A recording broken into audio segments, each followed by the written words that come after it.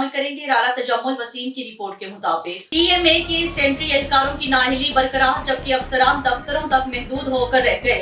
शहर भर में अक्सर औकात कूड़ा करकट नहीं उठाया जाता।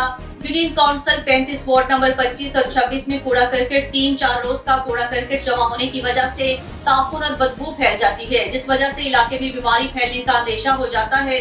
गुज़श्ता कई दिनों से गंदगी न उठाने की वजह से टीएमए के खाकरूबों ने कूड़ा को आग लगा दी ताकि उठाना ना पड़े। एहलियाने मकीन ने डीसी चनियोट और सीईओ म्युनिसिपल कमेटी से पुरजोर मुतालिबा किया है कि इलाके की सफाई का ख्याल रखें और टीएमए खाकरूबों रोजाना सफाई का पाबंद करवाया जाए।